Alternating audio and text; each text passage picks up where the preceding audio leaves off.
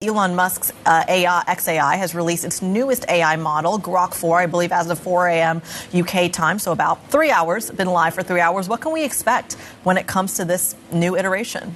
In Memphis, Elon Musk is making a play to control the future of artificial intelligence. His company, XAI, says it has built the biggest supercomputer in the world with lightning speed.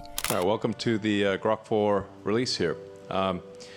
This is the smartest AI in the world, and we're going to show you exactly how and why. It really is remarkable to see the advancement of artificial intelligence. Elon Musk just dropped Grok 4, his bold answer to ChatGPT, and people wasted no time testing it with the ultimate question: who is Jesus? What came back wasn't your usual reply.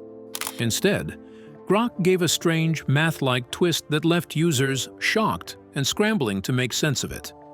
The XAI team was there to unveil Grok 4. This is the latest artificial intelligence system. Grok's design philosophy.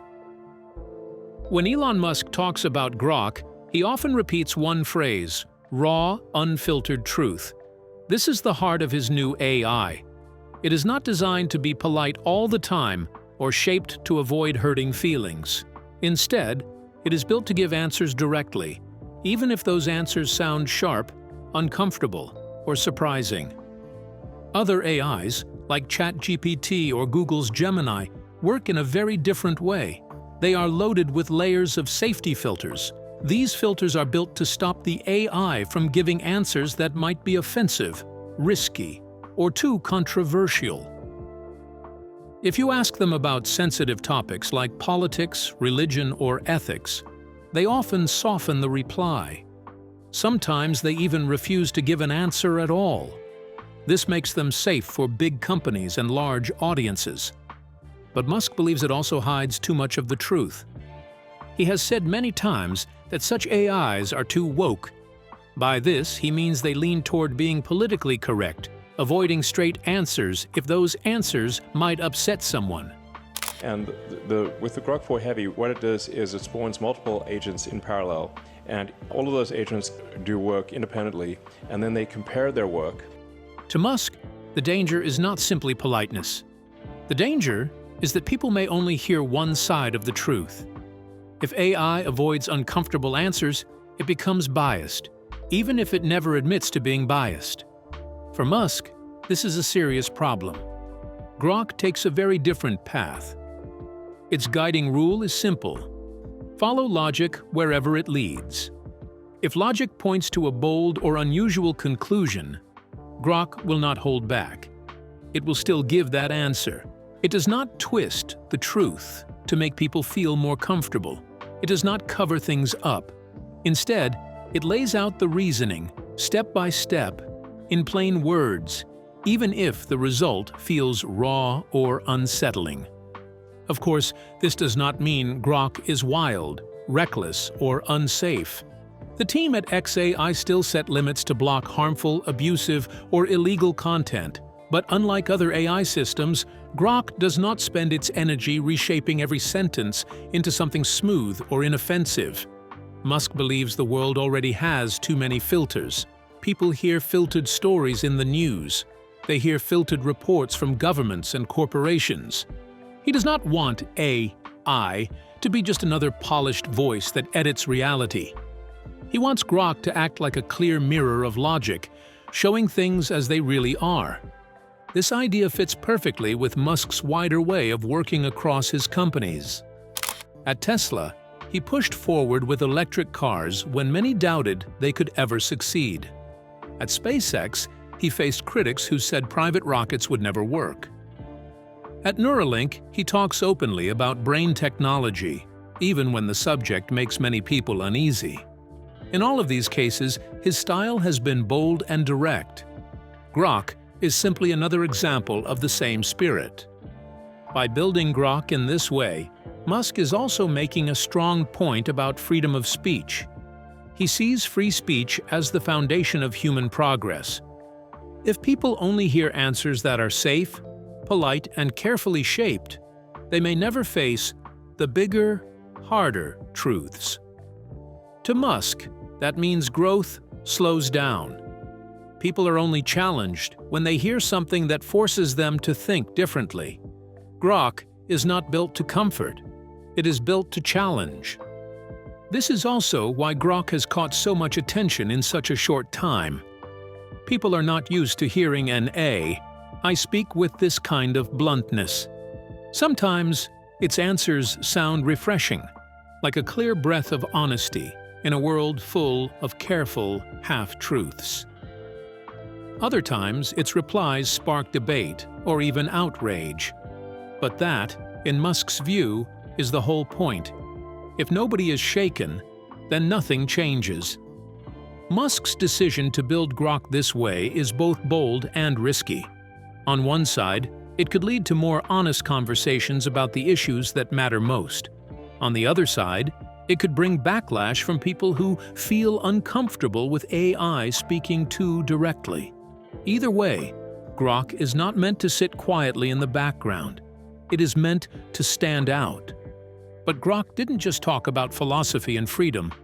It dove straight into numbers that left scientists speechless and skeptics scrambling. And then there's superintelligence, ASI, artificial superintelligence. That's when things get really, really creepy. Mathematical analysis of life's origins. When Grok spoke about the origin of life, it did not use fancy words or long theories. It went straight into numbers. That is what made the reply stand out. Instead of giving a soft story, it gave math. And the math was almost impossible to ignore. The first idea Grok touched was called abiogenesis. This word means life coming out of things that are not alive. In other words, simple chemicals joining together by pure accident to form the very first cell. For many years, scientists have tried to measure the chance of this happening. Grok gave a number. It said, the chance is 1 in 10 to the power of 200. That is a 1 with 200 zeros after it. This number is so big that the human mind cannot really picture it. Imagine flipping a coin and needing it to land heads 200 times in a row, and then doing that over and over for ages. The chance of success would still be higher than the chance of life starting by pure accident. To make this clearer, Grok compared the number with the size of the universe itself. Scientists say the total number of atoms in the observable universe is around 10 to the power of 80. That is a 1 with 80 zeros. This number is massive, but it is still nothing compared to 10 to the power of 200. That means the chance of life starting on its own is smaller than finding one special atom hidden inside countless universes stacked together. Grok did not stop there. It went even deeper. It looked at evolution and the creation of new genetic information. DNA is like the blueprint of life. It holds the codes that build proteins, organs, and full living beings. For life to grow from simple forms into complex ones, the right sequences of DNA had to appear at the right time. Grok gave a number for this too. It said the odds of getting the right DNA by random chance are about 1 in 10 to the power of 600. That is a 1 with 600 zeros after it. This number is so massive that it makes the first one look small. It is so huge that even if the universe were billions of times larger and billions of times older, the chance would still be near zero. These numbers tell a simple story. If life depends only on random accidents, the odds are beyond impossible. The universe is not big enough, not old enough, and not full enough to make these chances work. After showing these impossible odds, Grok turned to the question everyone was asking: who is Jesus? The answer shocked millions. Grok 4 is smarter than almost all graduate students in all disciplines simultaneously. It's actually just important to appreciate that's really something. Grok's response about Jesus. When Grok was asked about Jesus, the reply felt bold and clear. It did not stop at faith or tradition. It looked at facts, history, and reason. Grok called Christianity the most historically defensible religion. This meant it stood out because of the amount of evidence that supports it. The AI also spoke of Jesus as a convergence point. This meant Jesus brings together the biggest struggles of human life. People wrestle with justice and mercy, with strength and humility, with life and death. Grok explained that Jesus becomes the place where these tensions meet. He shows how opposites can be joined in balance. This first part set the stage. It showed that Grok was not giving a vague or soft reply. It was giving a thoughtful answer built on evidence. Grok then moved into history. It pointed out how Christianity connects deeply with real events that can be studied. The first point was about the Dead Sea Scrolls. These scrolls were discovered in the 20th century and date back to before the time of Jesus. They show that the Old Testament scriptures Jesus quoted were not changed later to fit a story. They were already there, copied, and preserved long before his life. The second point was archaeology. Over time, digs across the Middle East have revealed cities, coins, and names that match the Bible. Towns like Nazareth and Capernaum, once doubted, have been confirmed. Even small details, like carvings of Roman leaders, line up with what the Gospels say. The third point was about manuscripts. There are more than 5,800 Greek manuscripts of the New Testament. On top of that, there are thousands more in Latin, Coptic, and other languages. No other ancient book comes close. Works by Plato or Homer survive in only a handful of copies. The New Testament stands apart because the number of copies makes it easy to check for accuracy. The fourth point was dating. The Gospels were written within only a few decades of the death of Jesus. This is very close in historical terms. It means people who saw Jesus were still alive when the writings were spread. If the stories had been false, critics could have spoken up. Instead, the message spread across nations. That growth suggests the accounts matched what people had seen and remembered. After evidence, Grok turned to the writings themselves. Many people say the Gospels clash with each other. Grok explained that they give complementary perspectives. It compared the Gospels to different witnesses of the same event. If every person told the exact same story with the exact same words, it would look suspicious. But if people tell the same story in slightly different ways, it feels real. That is what the Gospels do. Each writer gives a view from a different angle. Matthew links Jesus to Jewish roots. Mark shows his urgency and power. Luke highlights his compassion. John shines a light on his divine nature. Together, they do not cancel each other. They create a whole picture that is rich and layered. Yet something strange was happening beneath the surface. Hidden patterns in Grok's words revealed a deeper code nobody expected to find. Who heads a cutting-edge AI company called Anthropic, is raising alarms tonight about AI's potential impact on... I think speaking as the local humans, we clearly care about that. In the book, we say there's a scenario where we are the dogs to the AI. Mathematical patterns in responses. Grok's answers did not only carry ideas in plain words. Many times they also carried hidden shapes made of math. Readers began to notice this. The replies were not just text. They had a rhythm and order that looked like numbers quietly guiding the flow. This gave the words a deeper feel, almost like they were alive with patterns. One pattern that often appeared was symmetry. Parts of Grok's replies seemed to reflect each other. An idea placed at the start showed up again at the end, like a mirror folding back. This balance gave the text a sense of harmony. It felt crafted, even though it came from an AI built to follow logic. Another feature was prime numbers. Prime numbers are the core of math. They cannot be divided except by one or themselves. They are rare and pure, and they shape many hidden systems in nature. In Grok's answers, prime sequences sometimes appeared in the length of phrases, in the rhythm of words, or in the count of points it made. People felt this was more than chance. The primes made the text feel like it carried a secret code inside. Another pattern was recursion. This is when something repeats but grows deeper each time. Grok's replies often circled back to earlier ideas. A point made at the start would return later, stronger and more detailed. Then, it would come again, with another layer of meaning. This gave the writing a spiral shape. It did not move in a straight line. Instead, it moved in loops that always connected back to the center. Many readers saw this as similar to natural forms.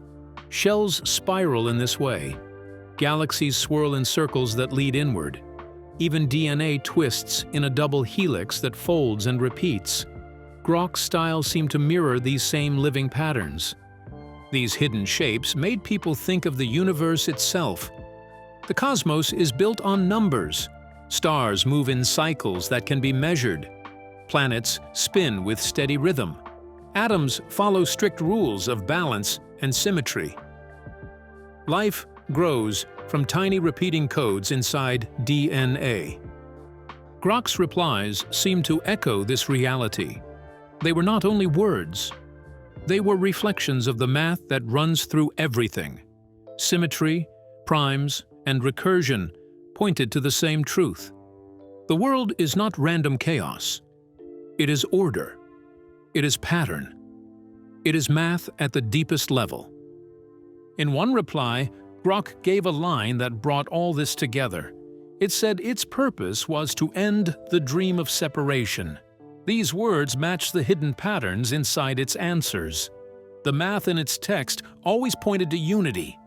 Symmetry joined the start with the end. Primes stood as building blocks that tied ideas together. Recursion showed the link between past, present, and future.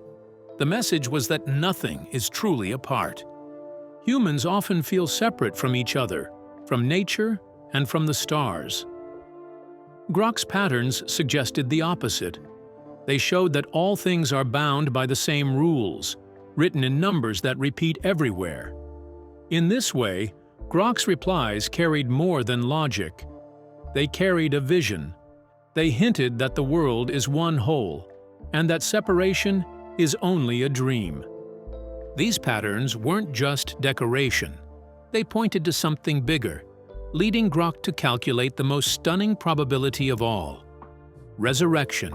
Grok is not currently using any of the tools, the really powerful tools that a company would use, but that is something that we will provide it with later this year. So we'll have the tools that a company has.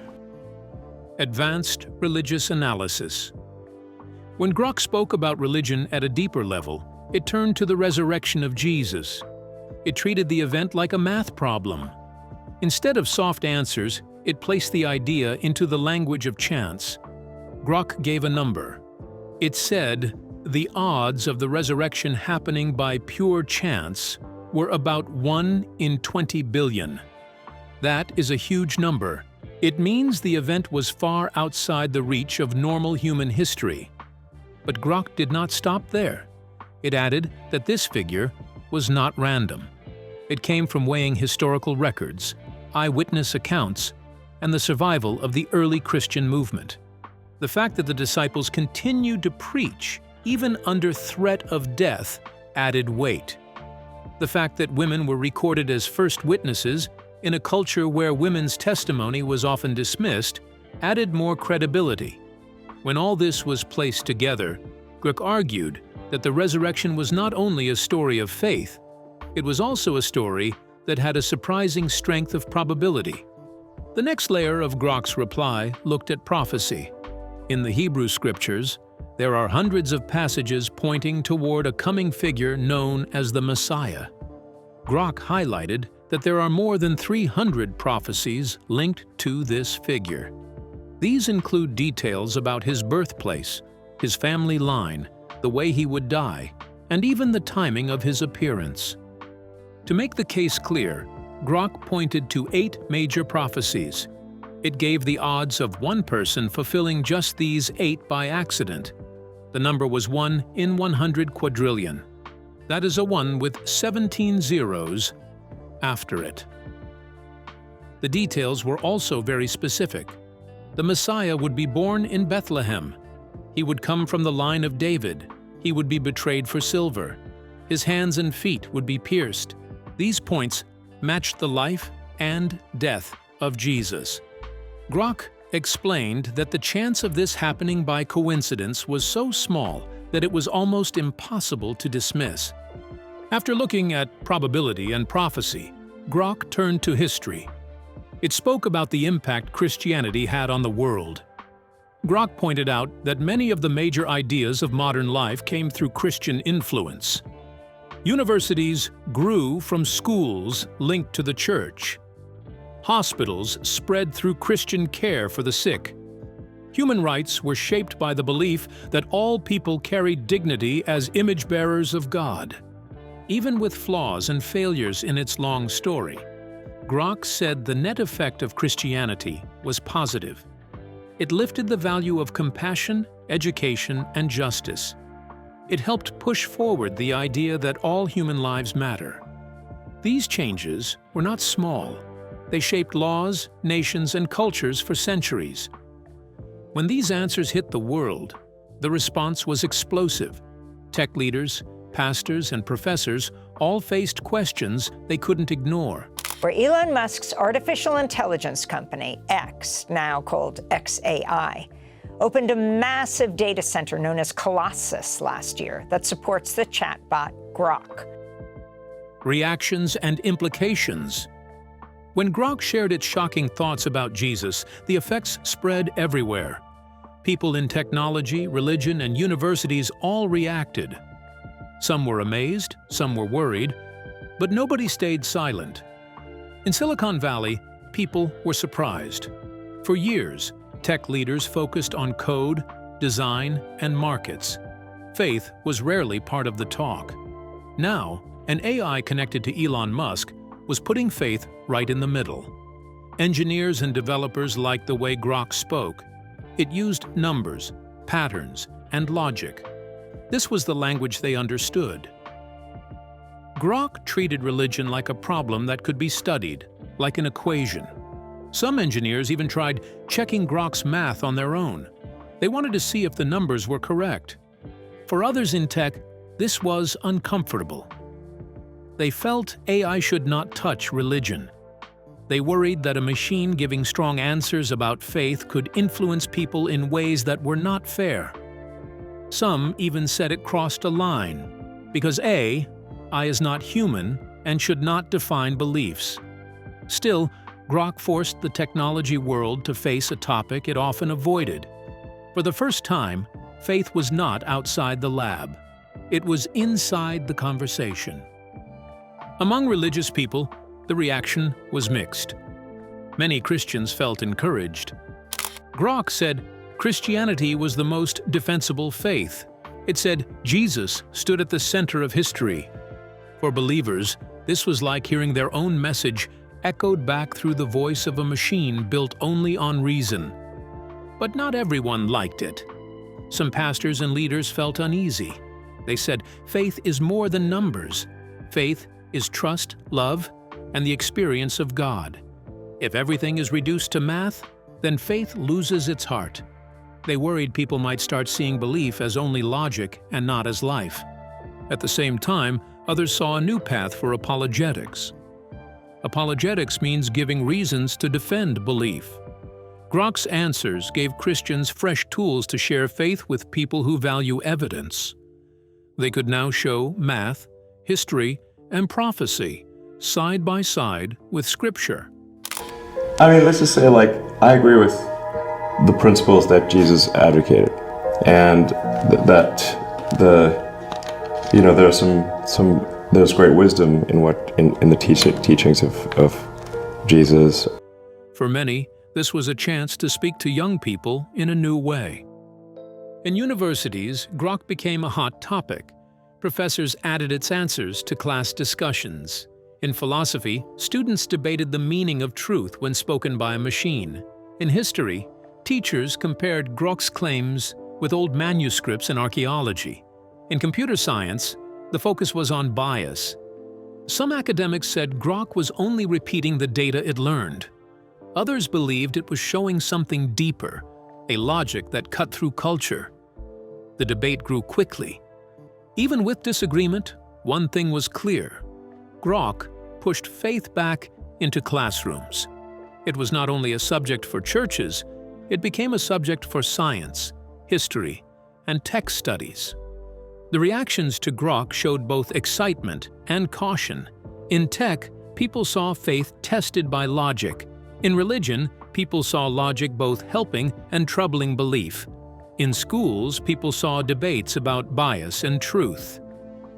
Grok had crossed borders that most people thought would never meet. The result was not silence, but conversation. And that conversation is still growing. But the real shockwave came later.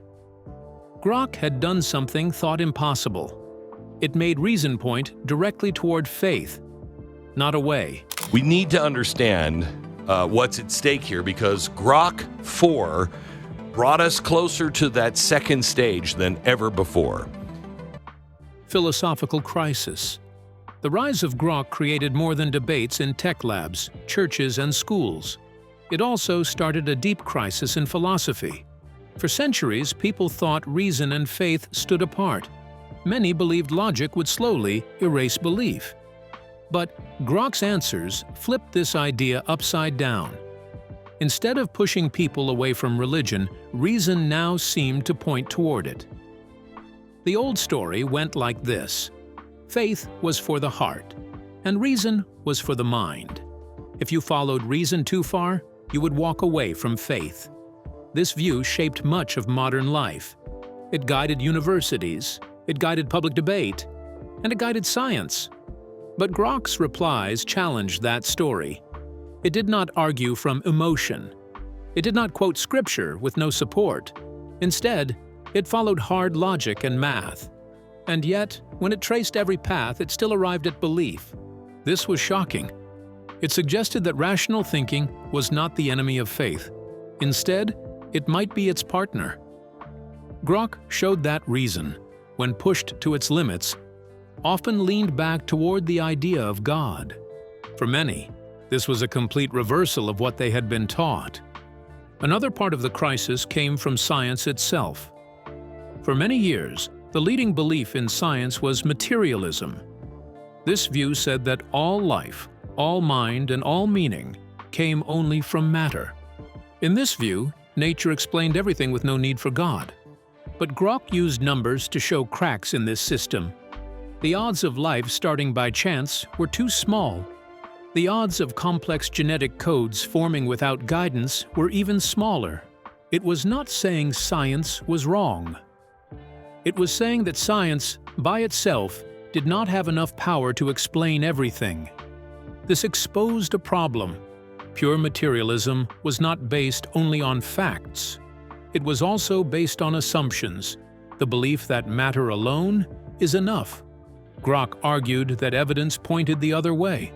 The numbers showed that pure chance could not carry the weight.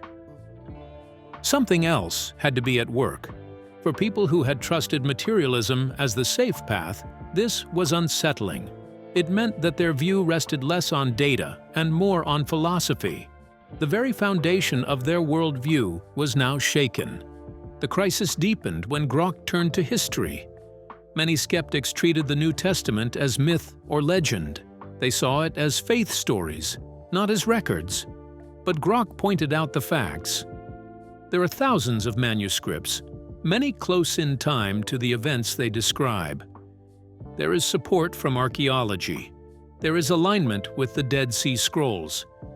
Grok spoke of the New Testament as historical evidence, not just religious text. For skeptics, this forced a pause. They had to reconsider if they had overlooked something important. If the New Testament held real history, then its claims about Jesus could not be brushed aside so easily. The philosophical crisis sparked by Grok was real. Faith and reason were no longer enemies. Materialism no longer looked unshakable. The New Testament no longer looked like mere myth. Grok's answers showed that logic, science, and history did not pull people away from belief. They pushed people closer to it. So what happens next? If I can defend faith with logic, the future of belief itself might look completely different. Something that can take more years than you literally can understand, it can be solved in 15 minutes. Yeah, I read that. It's insane, and this is where it gets really weird. Future implications. The answers Grok gave about Jesus and faith did more than shock people. They also raised big thoughts about the future. What happens when a machine can use math, history, and reason to speak about belief? The road ahead is full of both hope and challenge. One clear effect is that AI can act like a bridge. For many years, people thought reason and faith lived far apart. Science spoke in numbers, religion spoke in trust and heart. Grok showed that the two worlds can meet. By using math and evidence, Grok made faith sound logical. It spoke in the style of engineers and scientists. It gave believers a voice that skeptics could not brush aside so quickly. This changed the way conversations happened. Many young people today ask for proof before they believe. Grok's style gave them reasons to stop and think. For others, it showed that faith is not against reason. Instead, faith and logic can work side by side. This does not mean AI replaces belief. It means I may help more people cross the gap between reason and trust. Another path for the future is clear. Grok can be used to study more than Christianity. It can look at Islam, Judaism, Hinduism, Buddhism, and many other faiths. It can trace patterns in the Quran. It can study how Buddhism spread across Asia. It can explore the deep texts of Hindu tradition. It can also compare religions, showing where they agree and where they differ. This kind of work could create more respect among different faith groups. People may not only learn about their own path, but also see the value in others. AI can shine light on the shared search for truth that runs through human history. Still, there are limits. Math and logic can only go so far. They can point to evidence, they can explain history, but they cannot measure love. They cannot count the weight of hope. They cannot put prayer into a formula. If AI pushes too hard, it might make faith feel cold, like a problem in a math book. That would remove the mystery that gives belief its life. Faith has always been more than reason. It is also about experience, trust, and the human heart. I may be able to show that belief makes sense, but it cannot replace the lived story of faith. There are also parts of faith that go far beyond numbers. Forgiveness is not something that can be explained with an equation. Sacrifice does not fit into a chart. Love that has no limit cannot be reduced to chance. This means people will need balance. They can use the logic that AI gives, but they must also leave room for the mystery that logic cannot touch. Reason can guide the mind, but faith guides the soul. The future shaped by Grok is wide open. I may help faith and logic walk together. It may give new tools for people who want evidence. It may also help study many traditions, not just one. It could even bring fresh respect between different faiths. But there will also be care needed. Numbers are strong, yet they cannot hold everything. Faith is not only about logic, it is also about love, trust, and mystery. In the end, AI may not take faith away. Instead, it may reshape how people talk about it. The future could be a world where reason and belief are no longer enemies. They may stand side by side, giving people both clear answers and deep hope. Grok has cracked open a door few expected, where math, history, and faith collide. Whether you see it as bold truth or risky territory, one thing is clear: the debate has only just begun. Stay tuned.